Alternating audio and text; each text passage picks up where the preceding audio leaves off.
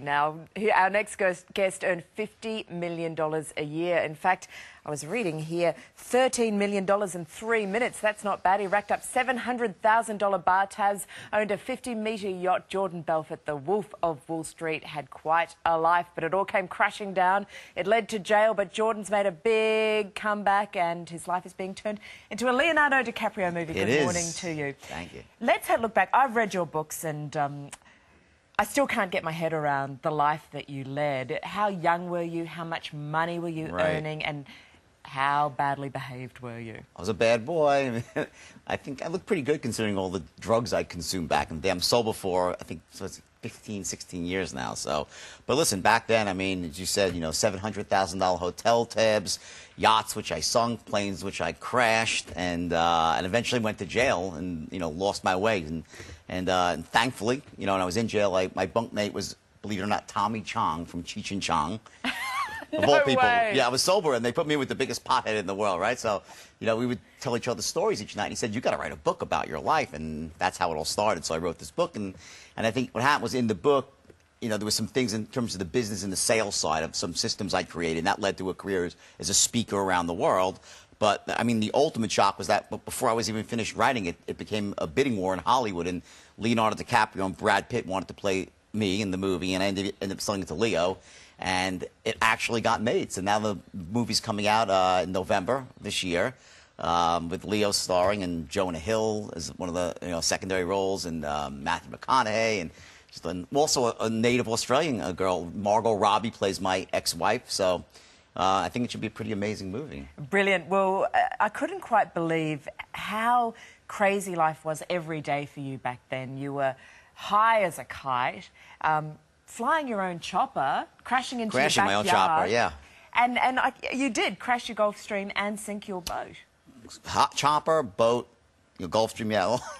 I traveled badly, I guess you could say. So I'm a good risk right now because I'm pre-disastered when I travel. But most of that stuff, again, was all fueled by drugs. I would, like to fly when I was high, and it seemed like more challenging that way. And, I took the yacht out into the ocean when I was, sort of in some weird, drug-induced movement phase. I couldn't sit still. So, yeah. But listen, my life, of course, is very, very different now. Now I'm like a normal, everyday person. But I go around the world. What I really do, and I love doing, is I really work with entrepreneurs and salespeople, and I train them in a system I invented called the straight line, which really helps them become much more effective at closing and presenting and raising money for entrepreneurs, whatever it might be. Before you bounce back in that way, what was the intervening time between the crazy years and the comeback? Were there really low moments, or unbelievably low? Yeah, I mean, I would say there was a couple of lows, and then just when I thought I couldn't go lower, I got lower still. And I think the first one was when I got sober.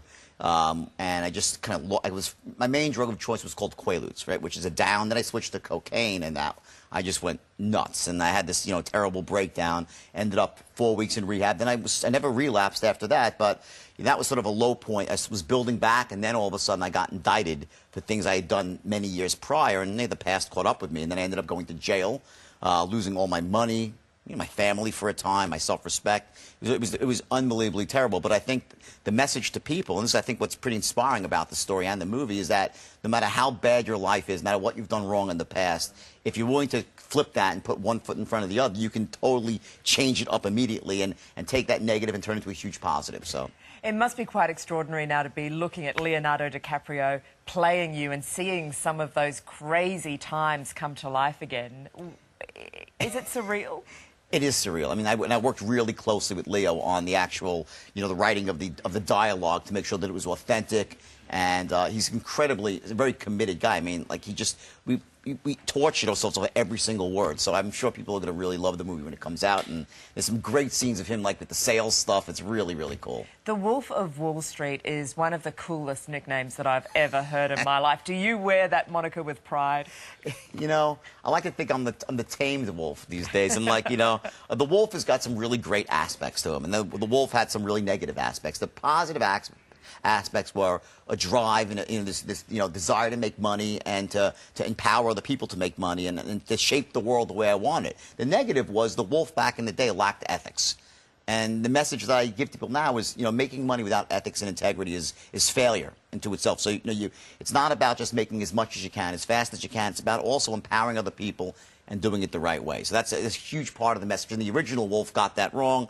And today, I'm almost crazed about that whole aspect of ethics to make sure that when I teach, because, the system I teach for sales and influence is very powerful. And people can use it for bad stuff if they want. You want to manipulate.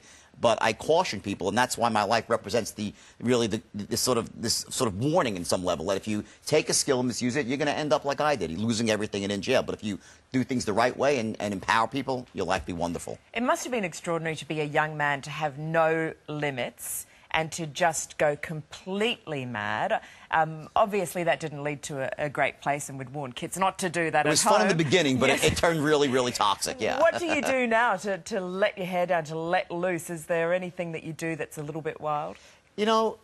Listen, I love sports. I've done work with the Melbourne Storm, and I've done some speaking for the Storm and some of the Western Force out in Perth, and I play a lot of tennis and golf and stuff. But listen, I don't party anymore. I don't drink a lot. I never take drugs.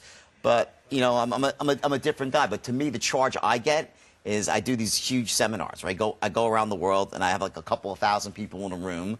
And then I'm feeding off of the energy, and that to me, that's where I really get my high these days. I love what I do, but I can't do the whole party thing anymore, No, well, you have to take it easy. easy. Like 9 lives, I have 8 are done. I only have 1 left, so, Yes, exactly. So you be careful when the premiere comes out, and you're out there in Hollywood. You celebrate with a cup of tea. Yeah. No, I'll drink a beer or a glass of wine. I just, I'm not taking 10 pills on top of it, though. That was my, That's where you draw the line. I could take a lot of, I was really good at that. I was like another talent I have. I could consume, I'm not a big guy, right? I'm like maybe like 75 kilos. I can consume more drugs than like 5 Navy SEALs combined and just walk around. You think I was totally normal. But you give me a little bit of alcohol, I'm out for the count.